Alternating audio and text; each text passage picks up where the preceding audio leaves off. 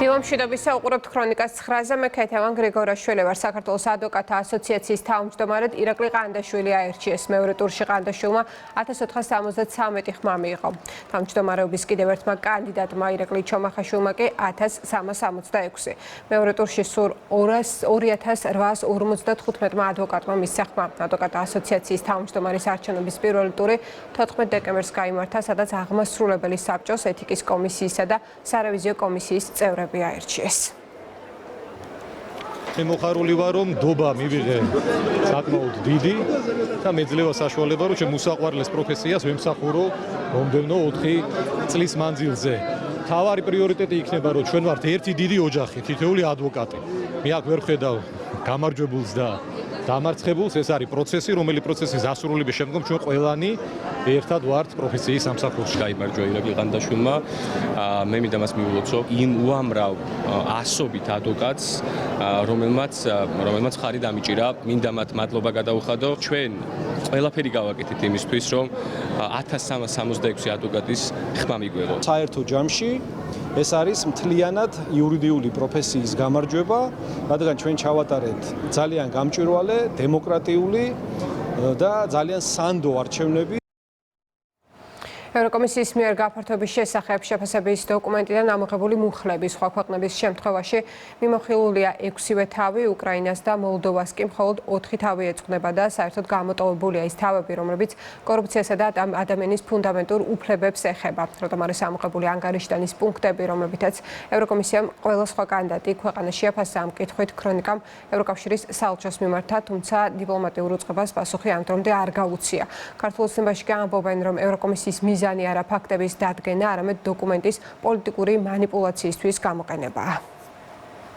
მოსახლეობამ კარგად იცის რა მდგომარეობა ამ ქვეყნებში, როგორც ადამიანის უფლებების დაცვის, ასევე კორუფციასთან ბრძოლის ნაწილში, მაგრამ არც ერთი სიტყვა არ არის ნახსენები ამ მიმართულებით, რაც კარგად აჩვენებს რეალურად ამ დოკუმენტის მიკერძოებულობას, ის რომ ევროკომისიის მიზანი არის არა ფაქტების დადგენა და მათი ობიექტური შეფასება, არამედ პირდაპირ ამ დოკუმენტის გამოყენება პოლიტიკური შანტაჟისთვის. ჩვენ გვაქვს კონკრეტულად საქმე იმასთან, თუ როგორ манипуლირებენ იმის დამიხედვით რა აწყობთ. ის კი არა რა არის სამართლიანი, არამედ ის თუ რა პოლიტიკური მიზნების მიღწევა უნდათ. ამიტომაც ვამბობთ, რომ ხშირ შემთხვევაში ევროკავშირი ასეთი მიდგომებით, ასეთი დამოკიდებულებით თვითონ ევროკავშირის იდეის გაუფასურებას ეწევა. ჩაეწერათ იქ რა რეალობაც არის მათივე ინსტიტუტების შეფასებით, რომ უკრაინა ნომერ პირველ კორუმპირებულ ქვეყნად არის აღიარებული და მოლდოვა ნომერ მესამე კორუმპირებულ ქვეყნად მსოფლიოში, ეს უნდა ჩაეწერათ და როგორც ჩანს ეს ვეღარ ჩაწერეს. ყოველთვის ვამხელთ იმ ევრობიუროკრატიას, რომელმაც თავად დაკარგა ევროპული ღირებულება და ჩვენ მოგვიწოდებს, რომ შევინარჩუნოთ ევროპული ღირებულება. აფხაზეთის მთავრობის წევრები ისრაელის სახელმწიფოში სამუშაო ვიზის ფარგლებში ქალაქ ბათიამში აფხაზეთიდან დევნილ ქართველ ებრაელთა დიასპორას შეხვდნენ. შეხვედრაზე სოხუმში დაბადებული და გაზრდილი ქართველი ებრაელის იაკობ ოფირი ეფრემაშვილის წიგნის საქართველოს ებრაელთა ისტორიას არქივულ მასალების მიხედვით წარდგენა გაიმართა. ასეთი ტიპის საღამოები უნდა ტარდებოდეს ხშირად, იმისათვის, რომ ჩვენ შორის ურთიერთობები კიდევ უფრო მეტად გახსენებული იქნას და მეორე მხრივ ახალგაზრდებს და მომავალ თაობებს შესაბამისი წყარო და შესაძლებლობა ჰქონდეთ ამ ურთიერთობების განვითარების. ესეთი ნაწარმოებები სახლში არ უნდა ინახებოდეს, უნდა გავრცელდეს ყველასთან. იმიტომ რომ აი ძველი ისტორიული ფაქტების მოგონება და მათი დამკვიდრება, ესე იგი, ცხოვრებაშიც ეს მე მგონი ერთ-ერთი ძირითადი საკითხია ჩვენი მომავალი თაობისაც. მცხეთაში ქალაქის მთავარი ნაძვის ხე საზეიმო დაინთო. ღონისძიების ფარგლებში ადგილობრივი და მოწვეული შემსრულებლების მონაწილეობით სადღესასწაულო კონცერტიც გაიმართა. სახამო საზეიმო ფოიერვერკით დასრულდა.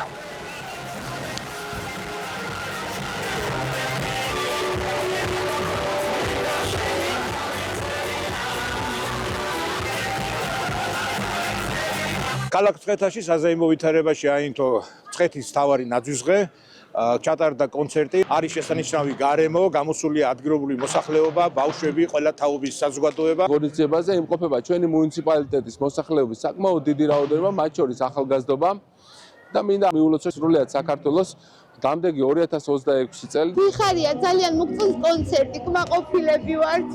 გაგვილამაზეს მცხეთა. რუსთავში შაბათ-კვირის განმავლობაში საშობაო სოფელი საბავშვო გასართობის შოუ პროგრამებით და სახელმწიფო კონცერტებით იყო დაატვირთული.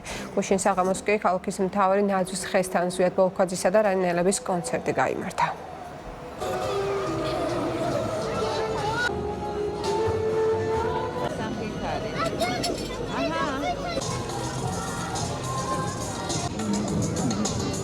რუსთაველებისთვის დღეს იმღერეს ზვიად ბოლქვაძემ და რანინელებმა.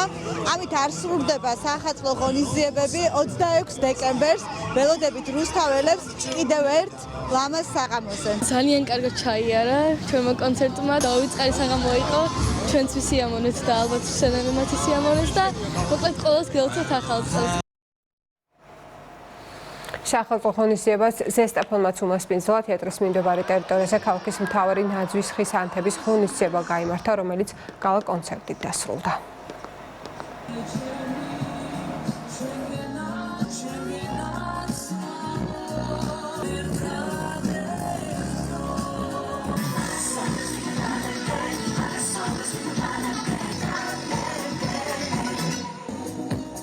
მადლობა მინდა გადავხავთ თითოეულ მათგანს, ვინც მონაწილეობას იღებდა ამ ღონისძიების გალამაზებაში.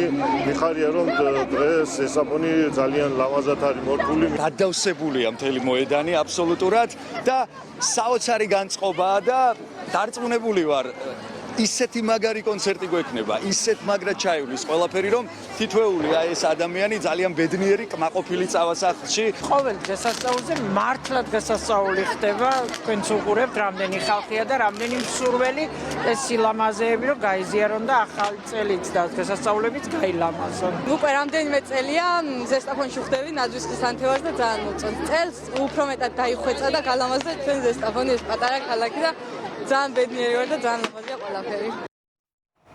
წინა საახალწლო პერიოდში წიწვოვანი ხემცენარეების მოპოვება და ტრანსპორტირება მკაცრად კონტროლდება. ისევე როგორც მისი რეალიზაციის ადგილები. რეგიონებში 24 საათიანი უწყვეტი პატრულირება მიმდინარეობს. თბილისში კი აქტიურად მოწმდება ძველი სპორტის სასახლის, ვაგზლის, მეტროს სადგურების მიმდებარე ტერიტორიები, სადაც ნაძვები და ტოტები იყიდება. მოქალაქეებმა სამართალდარღვევის გამოვლენის შემთხვევაში უნდა დარეკონ სამინისტროს ცხელი ხაზის ნომერზე 153. ზედამხედველობის პერიოდში განსაკუთრებული ყურადღება ექცევა წიწვოვანი ხემცენარეებით მდიდარ რეგიონებს, ხოლო დედაქალაქ თბილისში კონტროლდება სარეალიზაციო ადგილები. გარემოს დაცვითი ზედამხედველობის დეპარტამენტი მოქალაქეებს მოუწოდებს არალეგალურად არ მოიპოვონ წიწვოვანი ხემცენარე. საავტომობილო გზების დეპარტამენტის ინფორმაციით მოძრაობის უსაფრთხოებისა და მძღოლებისთვის ინფორმაციის დროულად მიწოდების მიზნით ქვეყნის მასშტაბით ავტომაგისტრალებზე ახალი საგზაო ნიშნები დაამონტაჟდა, რომლებიც სატრანსპორტო საშუალებების კატეგორიის მიხედვით დასაშვებ საშუალო სიჩქარეს ასახავს. დღეიდან შინაგან საქმეთა სამინისტრო საშუალო სიჩქარის დიფერენცირებული კონტროლის მონაკვეთებში 80 კმ/სთ სიჩქარის გადაჭარბების დარღვევების ადმინისტრირებას იწყებს. ქრონიკა პირდაპირ ეთერში 10-ზე დაბრუნდება იმედის ეთერს იმედის დილა განაგრძობს დროებით.